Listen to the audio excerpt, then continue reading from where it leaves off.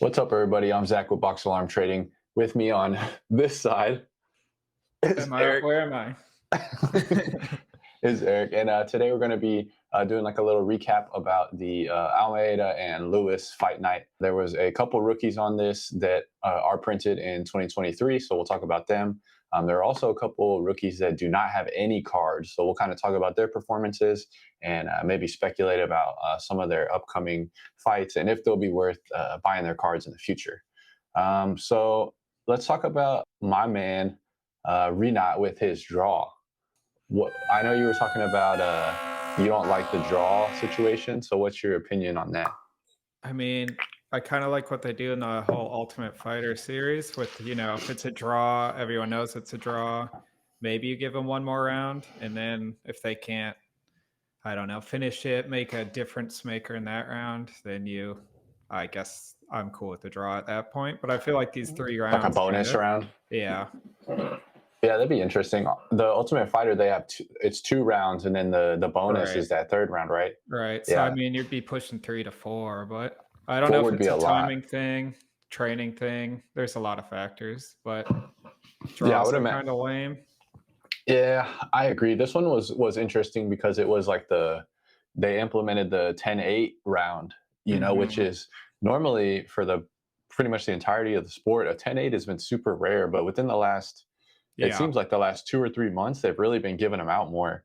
And it can totally change the fight because normally, you're up 2 rounds, it's impossible to lose unless you get finished. But like in that situation, Renat was super close to getting finished. The Dos Santos gets that 10-8, and then you get a draw, which is sad because they have the show money and then the win money. Right. When there's a draw, nobody gets win money. Right. So then you're both kind of just like screwed. Dude, that's Yeah. I think that's dirty, and they need to fix that, Right. especially with them giving 10-8s more often. And the fact they're already pretty underpaid. So it's like, I Yes, don't know. criminally underpaid to be Yeah. a It's pro on ESPN. That's crazy. I haven't Um, researched it, but I'd be curious what percent actually can do it full time functioning. But yeah, I mean, full time functioning or like full time and actually yeah, living, actually like living a normal life. Yeah. yeah, probably very few. Man, what did you think about his fight style? Is this the first fight you watched with him? Yeah, I mean, he was definitely interesting. I liked him as a fighter. I think he'd be like you. I know you're a big fan of him, and I could see him doing good stuff. But I mean, if you can't beat this old sack, I don't even know how old that guy was. Does Okay, that so say much? this is a good point. So this dude is older, but he has victories over Sean Strickland. It was when Sean Strickland was younger. It was a couple years ago. But he also has a victory over Benoit Saint Denis, and he like almost killed that guy. And Yeah. that he's not really a big name yet, but he's really starting to kind of bubble up, and he's already beaten some big names. So if you look at his past opponents, the caliber of people that he's fought, and the type of performances he's put on, like I knew this was going to be a tough fight because stylistically it's kind of a tough matchup for him, and the dude is good. He just has like no name recognition. Yeah, it's always tough. Like, he's considered a rookie, right? Or not? Yeah. So, I mean, he's 32, which to me is insane because you peak at 27 physically, and Not in this sport though. I mean, you do statistically, like the champs, you're going to win the most between 28 and 30. Yeah, I think the So, average for his weight class was 30. yeah. So, I But mean, he's but already on the downcline and he's a rookie. So, I hate that. he has to win the next fight. If he doesn't win the next fight, I think his chances at a title shot are done. Yeah. Because they only fight like once every 6 months. I know. So So, you got 2 fights and then now he's going to be 33. I mean, you throw an injury slippery into the slope. mix. Yeah, you throw an injury into the mix, and Yeah.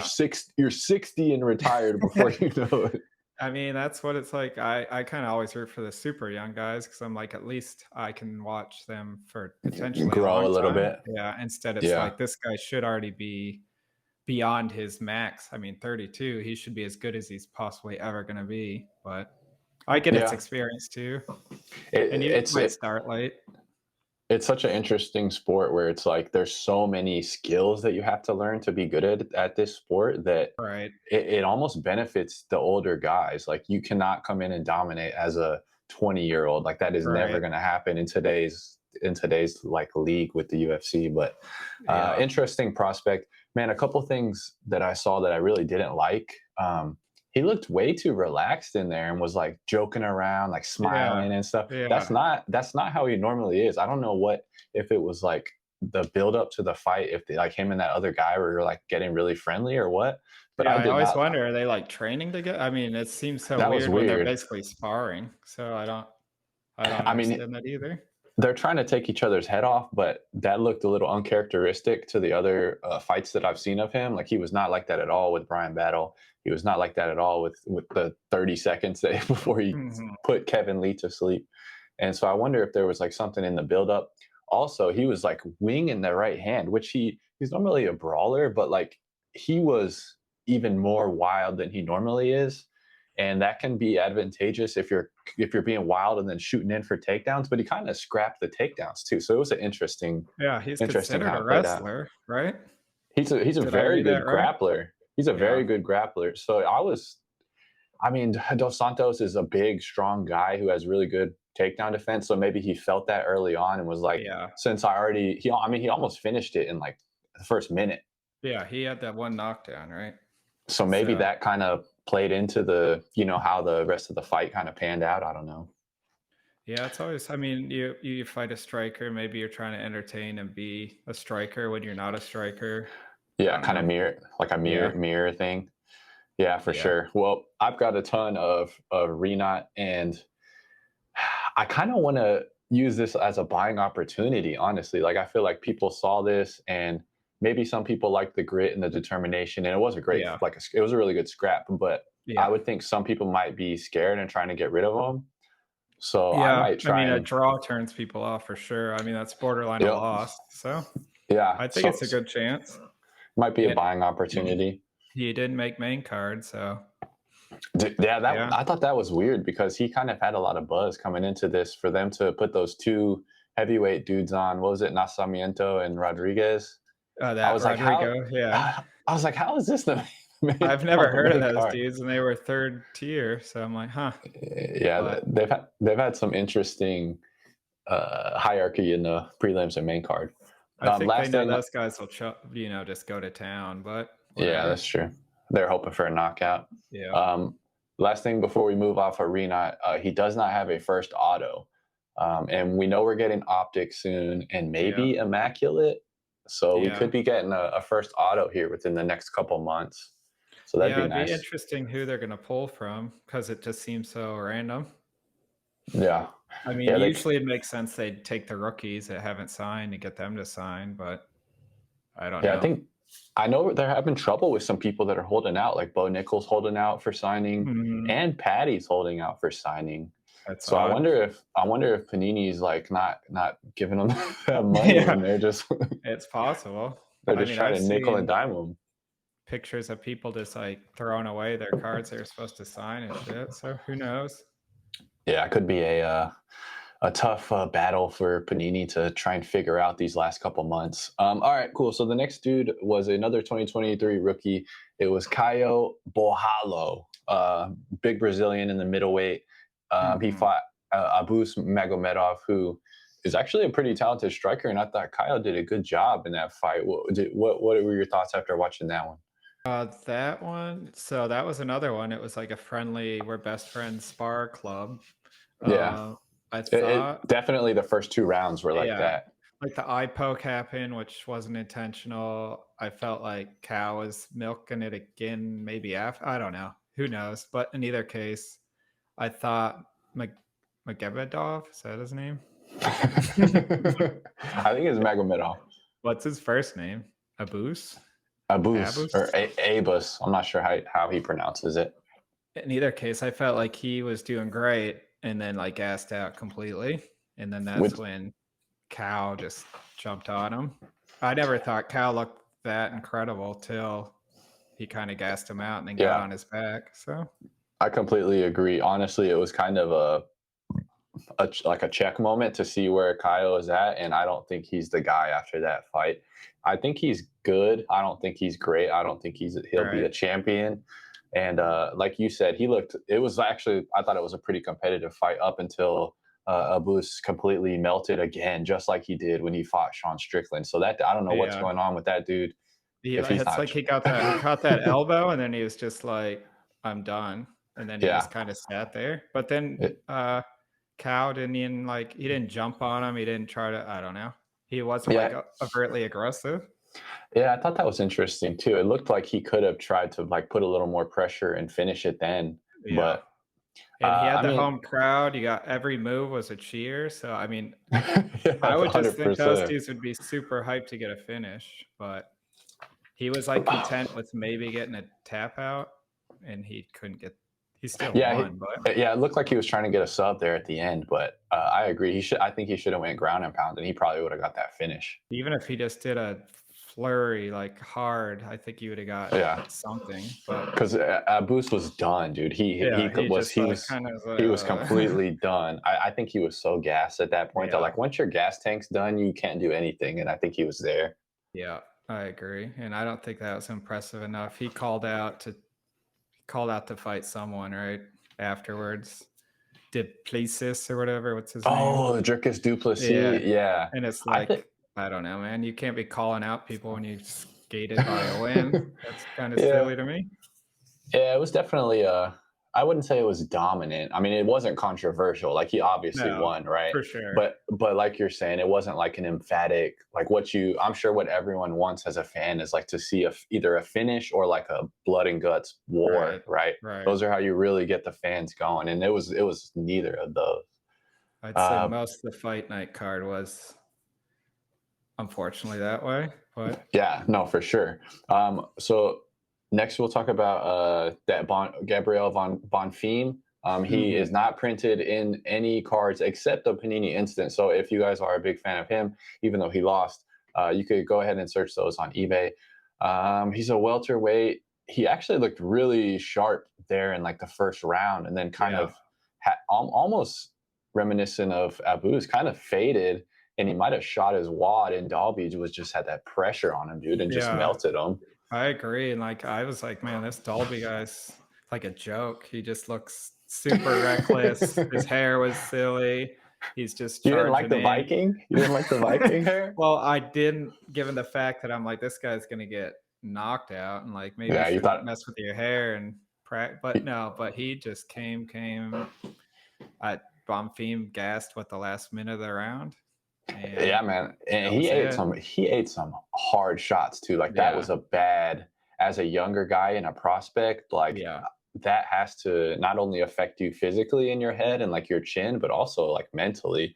It's not just you got out decisioned or you kind of, your heart and your will got stolen and you got just absolutely beat down. So that's, and his last 3 fights were submission wins in the first round, right? So it's he 4 fights, I think. So he had a lot of hype coming into this, man, and I still think he is a good prospect, and he's somebody to to kind of keep an eye on if he does get printed in the end of this year or in 2024. But yeah, that's a tough one.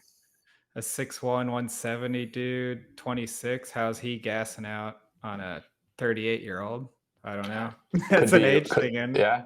Well, it could be a tough weight cut. Yeah. Because he did look much bigger than Dalby to me as far as frame stature, But he was also very aggressive early on, and he could have just been throwing everything with power, trying to get another first round finish, Because that's kind of on the ground and pound. I thought he was going to finish him. So yeah, and that too. I mean, he looked pretty solid though, so I wouldn't completely throw away any excitement that you had towards him as a prospect or a potential guy to collect him. Yeah, all right, we got 26, so give him that chance. Yep, just like you said earlier, he's got a lot of time to kind of get better. All right, so last but not least, we had your favorite fight of the night, Derek Lewis versus Charlton Almeida. See, the disappointing thing, Derek Lewis is usually a fun dude to watch, and he pretty much just stole that away from him, which I can't. There was no. Yeah. I can't blame him. I mean, I wouldn't want to be in front of Derek Lewis. Dude, he So was trying to. Like there at the end, he knew the takedown was coming. He just had the yeah, uppercut loaded and ready. it was He was just. ready.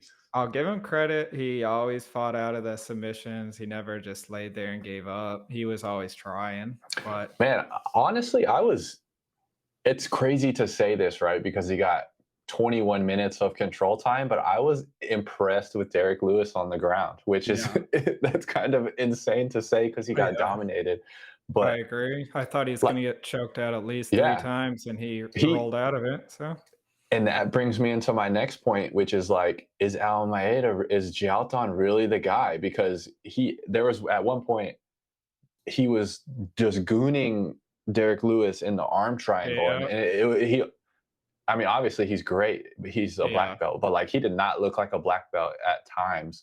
I And agree. why is he not just raining down punches in full mount, dude? I don't know. It's Like, what was? insane. I think he just stuck to his script. I mean, it was working. Maybe the coaches were like, "Dude, you got him Don't down. take Just any yeah, chances. don't let him get those clubs swinging." I don't know. I mean, I guess, but like full mount, You Derek got the Lewis home was crowd. gassed, home crowd. Just let him Every hit's go, a man. cheer. Yeah. That I thought that was so crazy. I've never seen a guy that had full mount just not do anything for that long of periods. It was a very bizarre, honestly. And I'm pretty sure he's considered like a boxer of sense. When I looked up his fighting style, I don't know if that means much, but it's like he should have been Yeah. at least trying to stand with Derek a little. I don't know. What's crazy is he did kind of catch Derek within like the first exchange. Did you Yeah. notice that? Like Yeah. Derek got shook, and I was like, Yeah. oh, I was They kind are of gonna like, bang, but yeah, yeah. like, whoa, are we going to see an alternate game plan? Because that's exactly how the fight played out. Is kind of what everyone thought was going to happen. He's just going to go and take him down and control him. Yeah. I did think he was going to get a sub. I didn't think it would go 5 rounds. I thought his jits was a little better than what it looked like. And man, a lot of people are just hating hard online. I Yeah. know you are the guy who you're the raising the flag for you hate laying prayers. So I know you're I all just think about that. it's bad for the sport. I mean, that'd be like me buying a ticket to watch LeBron play, and he just sits there and does He one. doesn't shoot. Yeah, Yeah. it's like, give me he, pl- something, buddy. I he don't know. plays great defense the whole Yeah. game and doesn't Or shoot. it's like the whole time they're just drain the shot clock to 0 and play defense. Like, I don't know. Yeah, I was also trying to think of analogies in other sports, and the one I Yeah. was thinking of was just like quarterback that always checks down every Yeah. play. They grind the clock to 1 every play clock and then just run the ball. Yep. It's like middle school football. You get Yeah. you get a first down every time, 10 Yeah. yards at a time.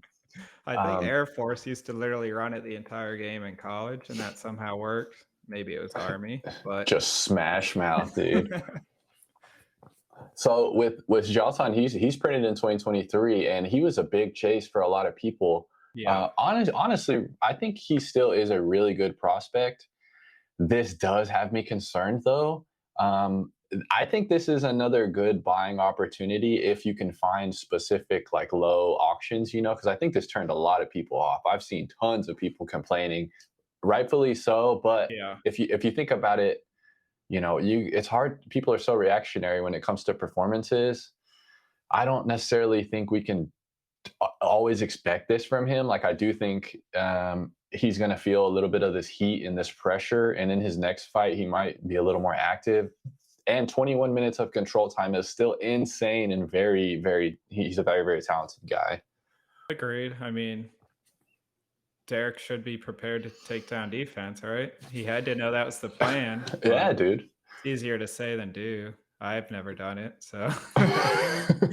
Yeah, that's a good point. I wonder if people are like so in love with Derek Lewis that they're kind of overreacting in a negative way because of like, their guy just got controlled Yeah, so bad.